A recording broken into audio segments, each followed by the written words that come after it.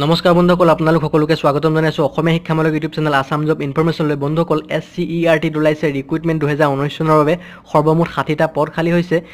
তো অসমৰ সকলোবোৰ ঠাইতে ইয়াৰ বাবে পদ মুকলি হৈছে। তো আজি আমি ভিডিঅ'টোত এই পদসমূহৰ বিষয়ে সবিশেষ আলোচনা কৰিম। আপোনালোকে ইয়াত কেনেদৰে এপ্লাই কৰিব পাৰিব, ইয়াৰ লাষ্ট ডেট কেতিয়া, ইয়াৰ শিক্ষাগত অৰ্হতা কিমান প্ৰয়োজন হ'ব, ইয়াৰ পদসমূহ কেনে ধৰণৰ আছে, তো সকলোবোৰ কথা মই ডিটেইলছত আলোচনা কৰিম। ভিডিঅ'টো অলপমান দীঘলীয়া হ'ব পাৰে, আপোনালোকে ধৈৰ্য সহকাৰে ভিডিঅ'টো চাওক আৰু আপোনাৰ বাবে ইয়াত এটা নহয় এটা পদ খালী থাকিবই আপোনালোকৰ এপ্লাই কৰিবৰ কাৰণে। তো আহক বন্ধুসকল, ভিডিঅ'টো ষ্টাৰ্ট কৰোঁ। বন্ধুসকল, SCERT অৰ্থাৎ state council of education research and ট্ৰেইনিঙত ওলাইছে ৰিক্ৰুইটমেণ্ট। ইয়াত সৰ্বমুঠ 60টা পদ খালী হৈছে। ইয়াৰ যিটো 1 নম্বৰ পদ সেইটো হৈছে লেবৰেটৰী এছিষ্টেণ্ট। ইয়াত নাম্বাৰ অফ পোষ্ট আছে 2টা। ইয়াতে স্কেল অফ পে অৰ্থাৎ ইয়াত দৰমহা সম্পৰ্কে উল্লেখ কৰিছে যে আপুনি 14,000 পৰা 49,000 টকালৈকে দৰমহা পাব, লগতে আপুনি 5,600 টকা ইয়াতে গ্ৰেড পে পাব। এডুকেশ্যন কোৱালিফিকেশ্যন উল্লেখ কৰিছে যে ইয়াত আপুনি BSc পাছ কৰা হ'ব লাগিব। ইয়াৰ ভেকেঞ্চিসমূহ খালী হৈছে কৰিমগঞ্জত হৈছে এটা আৰু শোণিতপুৰত এটা পদ ইয়াতে খালী হৈছে। 2 নম্বৰ যিটো পদ সেইটো হৈছে LDA কাম টাইপিষ্ট।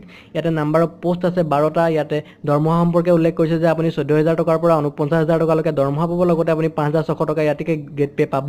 এডুকেশ্যন কোৱালিফিকেশ্যন ইয়াত উল্লেখ কৰিছে যে আপুনি গ্ৰেজুৱেশ্যন কৰা হ'ব লাগিব যিকোনো ষ্ট্ৰীমৰ পৰা, আৰু লগতে উল্লেখ কৰিছে যে আপোনাৰ ডিপ্ল'মা নহ'বা চাৰ্টিফিকেট থাকিব লাগিব মিনিমাম 6 মাহৰ DTP অথবা টাইপ ৰাইটিঙৰ। ইয়াৰ যিসমূহ ভেকেঞ্চি সেইসমূহ খালী হৈছে ডিব্ৰুগড়ত 2টা পদ খালী হৈছে, কৰিমগঞ্জত খালী হৈছে ইয়াতে 3টা পদ, হাইলাকান্দিত খালী হৈছে 4টা পদ, গোলাঘাটত খালী হৈছে এটা পদ আৰু যোৰহাটত খালী হৈছে ইয়াতে 2টা পদ। 3 নম্বৰ যিটো পদ সেইটো হৈছে ষ্টেন'গ্ৰাফাৰ। নাম্বাৰ অফ পোষ্ট আছে ইয়াতে 4টা। এডুকেশ্যন কোৱালিফিকেশ্যন ইয়াতে বিচাৰিছে যে আপোনালোকে গ্ৰেজুৱেশ্যন কৰা হ'ব লাগিব যিকোনো ষ্ট্ৰীমৰ পৰা, আৰু ইয়াত দৰমহা সম্পৰ্কে উল্লেখ কৰিছে যে আপুনি 14,000 টকাৰ পৰা 49,000 টকালৈকে দৰমহা পাব, লগতে আপুনি 7,400 টকাৰ ইয়াতে গ্ৰেড পে পাব।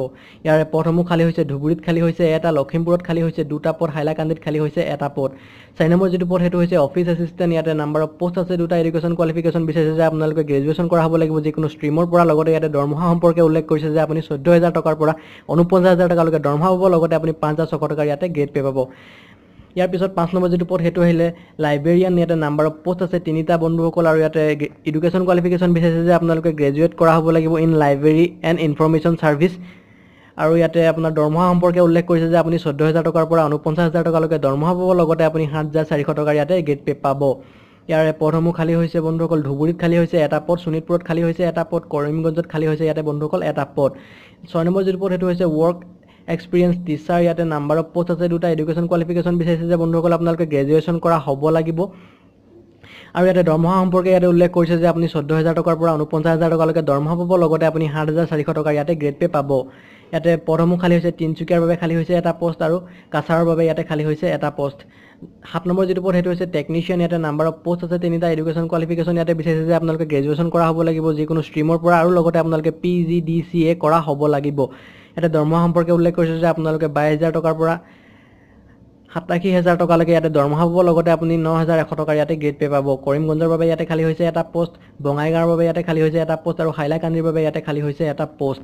8 নম্বৰ যিটো পোষ্ট সেইটো হৈছে গ্ৰেজুৱেট ইনষ্ট্ৰাক্টৰ, আৰু ইয়াতে নাম্বাৰ অফ পোষ্ট আছে 8টা। ইয়াতে দৰমহা সম্পৰ্কে উল্লেখ কৰিছে যে আপুনি 14,000 টকাৰ পৰা আপুনি 49,000 টকালৈকে দৰমহা পাব, লগতে আপুনি 8,700 টকাৰ গ্ৰেড পে পাব। লগতে ইয়াত উল্লেখ কৰিছে যে আপোনাৰ এডুকেশ্যন কোৱালিফিকেশ্যন BA কৰা হ'ব লাগিব, আৰু লগতে আপোনাৰ BEd ডিগ্ৰী থাকিব লাগিব। বন্ধুসকল, ইয়াৰ বাবে দেৰগাঁৱত খালী হৈছে এটা পোষ্ট, জয়সাগৰত খালী হৈছে এটা পোষ্ট, হাইলাকান্দিত খালী হৈছে এটা পোষ্ট, কালিয়াজানত খালী হৈছে ইয়াতে এটা পোষ্ট, সোণাৰীত খালী হৈছে ইয়াতে এটা পোষ্ট, চেংগাত খালী হৈছে ইয়াতে এটা পোষ্ট, আৰু ৰাভানাপাৰাত খালী হৈছে ইয়াৰ বাবে এটা পোষ্ট। 9 নম্বৰ যিটো পদ সেইটো হৈছে কম্পিউটাৰ টেকনিচিয়ান। ইয়াতে নাম্বাৰ অফ পোষ্ট আছে 3টা। এডুকেশ্যন কোৱালিফিকেশ্যন ইয়াতে উল্লেখ কৰিছে যে আপোনালোকে গ্ৰেজুৱেশ্যন কৰা হ'ব লাগিব। বন্ধুসকল, ইয়াৰ পিছত আহিলে যিটো 10 নম্বৰ পদ টেকনিচিয়ান। ইয়াতে নাম্বাৰ অফ পোষ্ট আছে এটা। এডুকেশ্যন কোৱালিফিকেশ্যন ইয়াতে উল্লেখ কৰিছে যে আপোনালোকে গ্ৰেজুৱেশ্যন কৰা হ'ব লাগিব যিকোনো ষ্ট্ৰীমৰ পৰা, আৰু আপোনালোকে PGDCA থাকিব লাগিব। ইয়াতে দৰমহা সম্পৰ্কে উল্লেখ কৰিছে যে আপোনাৰ 14,000 টকাৰ পৰা 49,000 টকালৈকে দৰমহা পাব। বন্ধুসকল, মই ইয়াৰ ভেকেঞ্চিসমূহৰ কৈ নাযাওঁ ইয়াতে ক'ত কিমানটা পদ খালী আছে, কাৰণ সকলোবোৰ কথা যদি মই আপোনালোকক ক'বলৈ হয় ভিডিঅ'টো বহুত দীঘলীয়া হৈ যাব। তো ইয়াৰ মই মেইন যিসমূহ কথা সেইসমূহ আপোনালোকক কৈ যাবলৈ চেষ্টা কৰিছোঁ। তো ইয়াৰ 11 নম্বৰ যিটো পদ সেইটো হৈছে Hindi teacher. Number of post আছে ইয়াতে এটা। এডুকেশ্যন কোৱালিফিকেশ্যন বিচাৰিছে যে আপোনালোকে ডিগ্ৰী গ্ৰহণ কৰা হ'ব লাগিব হিন্দীত মেজৰ লৈ, আৰু ইয়াতে উল্লেখ কৰিছে যে আপুনি 14,000 টকাৰ পৰা 49,000 টকালৈকে দৰমহা পাব, লগতে আপুনি 8,700 টকাৰ ইয়াতে গ্ৰেড পে পাব। 12 নম্বৰ যিটো পদ সেইটো হৈছে নৰ্মেল ইনষ্ট্ৰাক্টৰ। ইয়াতে নাম্বাৰ অফ পোষ্ট আছে এটা। আপোনালোকে ইয়াতে এডুকেশ্যন কোৱালিফিকেশ্যন লাগিব, আপোনালোকে গ্ৰেজুৱেশ্যন কৰা হ'ব লাগিব ছায়েন্স অথবা আৰ্টছত, আৰু আপোনালোকৰ BEd ডিগ্ৰী থাকিব লাগিব।